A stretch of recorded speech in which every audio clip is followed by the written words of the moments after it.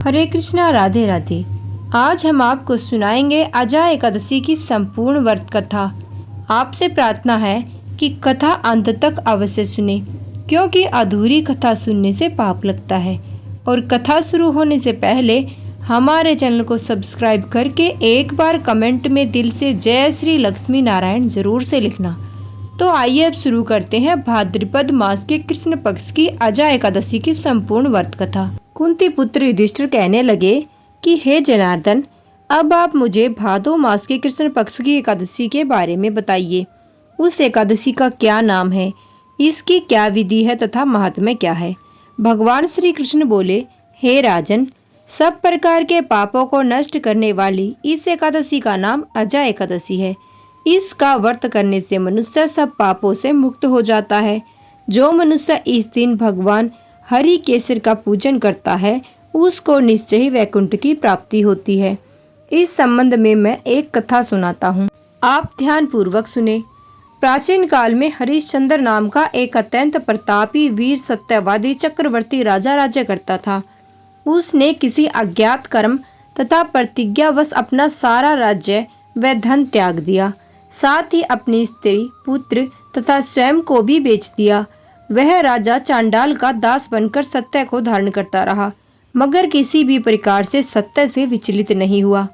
कई बार राजा चिंता के समुद्र में डूबकर अपने मन में विचारने लगता कि मैं कहाँ जाऊं, क्या करूं जिससे मेरा उद्धार हो।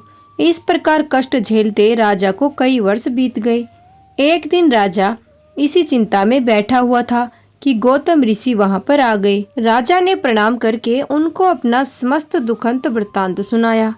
यह सुनकर गौतम ऋषि कहने लगे कि हे राजन, तुम्हारे भाग्य से आज से 7वें दिन भाद्रपद कृष्ण पक्ष की अजा नाम की एकादशी आएगी। तुम विधि पूर्वक उसका व्रत करो। इस व्रत के प्रभाव से तुम्हारे समस्त पाप नष्ट हो जाएंगे। इस प्रकार राजा से कहकर गौतम ऋषि तो उसी समय अंतर्धान हो गए और राजा ने उनके कथानुसार एकादशी आने पर विधि पूर्वक व्रत व जागरण किया। उस व्रत के प्रभाव से राजा के समस्त पाप नष्ट हो गए। आकाश में बाजे बजने लगे और पुष्पों की वर्षा होने लगी। ब्रह्मा, विष्णु, शिव तथा इंद्र आदि देवता भी उसके सामने आकर उपस्थित हो गए।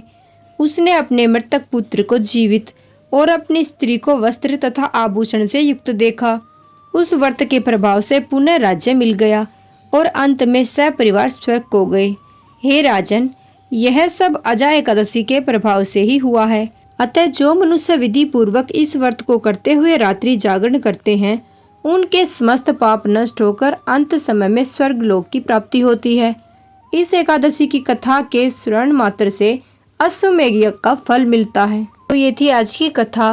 बोलो विष्णु भगवान की जय, लक्ष्मी माता की जय।